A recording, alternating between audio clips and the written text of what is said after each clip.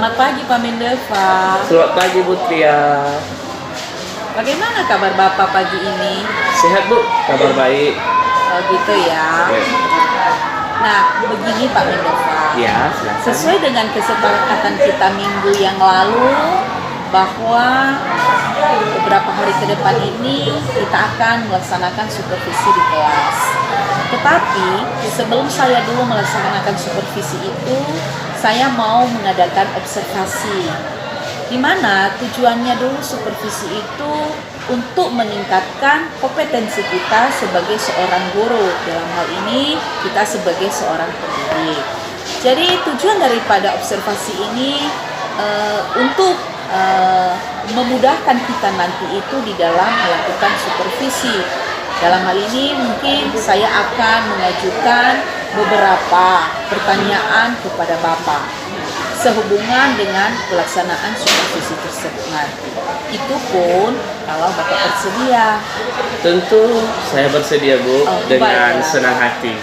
Terima kasih sebelumnya dulu Pak. Ya Bu. Jadi yang mau ingin saya tanyakan itu, yang pertama, materi apa nanti yang akan Bapak ajarkan di saat pelaksanaan supervisi itu?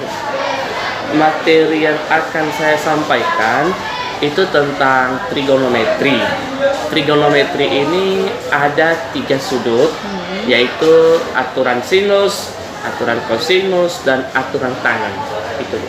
Oh, berarti Bapak mengajarkan materi kosinus, sinus dan tangen ya. Iya. Berarti materi ini tentu memiliki yang namanya tujuan pembelajaran ya Pak? Iya Ibu, tentu. Ya, kalau boleh tahu kira-kira apa tujuan pembelajaran dari materi tersebut? Nah, tujuan pembelajaran dalam materi trigonometri itu membuat siswa dapat mengukur ketinggian suatu bangunan, tiang bendera, pohon dan lain sebagainya dengan menggunakan 3 sudut, yaitu sudut sinus, kosinus, dan tangen. Nah, itu namanya sudut relasi. Jadi siswa harus mampu mengetahui dan menyelesaikan masalah-masalah tersebut tanpa harus memanjat tiang listrik berapa tingginya, tetapi cukup dengan menggunakan yang namanya trigonometri ini dengan 3 sudut, maka kita bisa mengetahui berapakah tinggi tiang bendera itu, berapakah tinggi bangunan itu. Maka dengan menggunakan itu, siswa dapat menyelesaikan masalah. Berarti luar biasa cakupan materinya ini ya Pak ya, sinus, kosinus, dan apa tadi, trigonometri ya. Kita sampai bisa mengukur yang namanya tiang bendera, tiang listrik. Betul. Jadi dalam mengajarkan hal ini, dalam mengajarkan materi tersebut, kira-kira apa yang sudah Bapak persiapkan?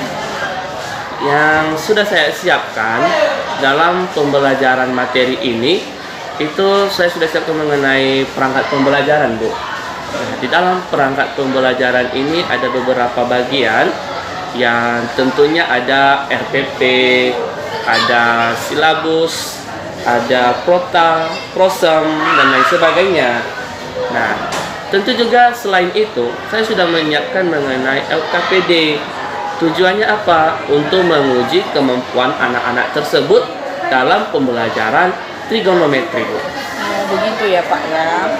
Jadi menurut Bapak kira-kira ada nggak ya kendala yang akan terjadi di saat proses pembelajaran itu nantinya?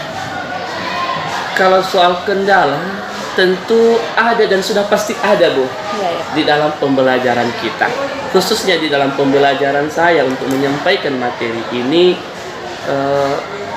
karena saya melakukan pembagian kelompok Bu. Pembagian kelompok. Nah, di dalam pembagian kelompok ini tentu ada kelompok-kelompok yang aktif, ada juga kelompok-kelompok yang tidak aktif. Nah, itulah kendala-kendalanya dalam mempelajari materi ini Bu. Oh begitu ya, berarti Bapak akan memetakan anak-anak dalam beberapa kelompok. Iya Bu. Jadi terus bagaimana rencana yang sudah Bapak pikirkan dalam menghadapi hal yang kemungkinan ini akan terjadi? Jauh-jauh sebelumnya saya sudah memikirkan hal demikian Bu. Karena setiap kelompok pasti ada aktif, ada tidak aktifnya. Untuk menghadapi masalah tersebut, saya akan membagikan kelompok ini dengan melihat gaya belajarnya siswa dengan membagi dalam beberapa kelompok, ada yang bisa, ada juga yang tidak bisa, dengan mencampur mereka, tidak tertuju pada satu kelompok saja yang bisa. Nah, itu juga salah satu penyelesaian. Kemudian saya sebagai guru tentu tidak lepas tangan membiarkan mereka dalam mengerjakan tugas-tugas. Nah, saya tentu mendampingi mereka, baik kelompok-kelompok yang aktif nantinya maupun kelompok-kelompok yang tidak aktif.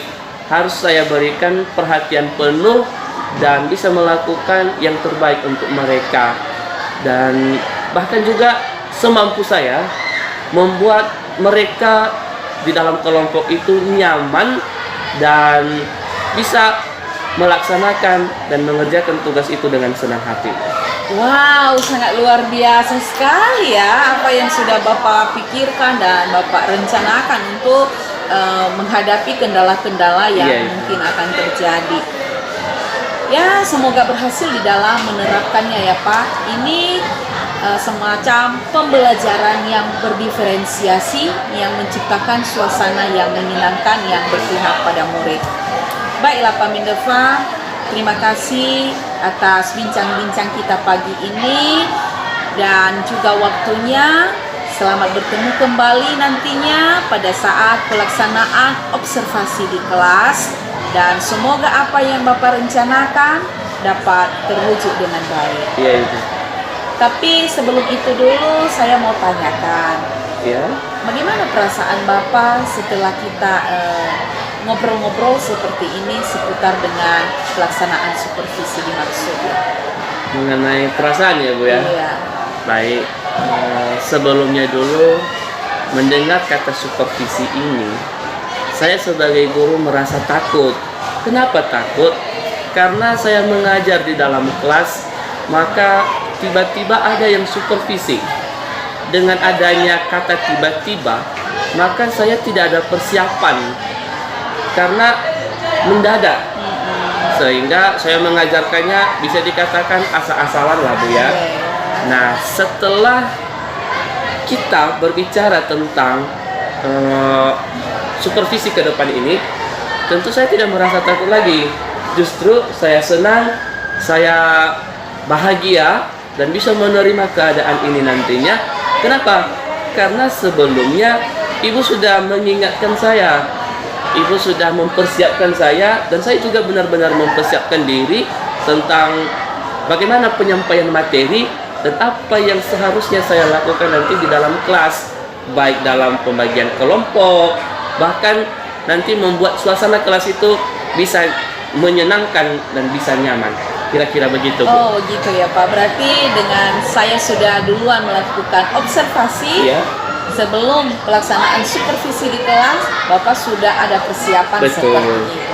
Baiklah Pak, begitu saja dulu pertemuan kita pada pagi ini, dan sekali lagi saya mengucapkan terima kasih atas waktu dan kesediaan Bapak.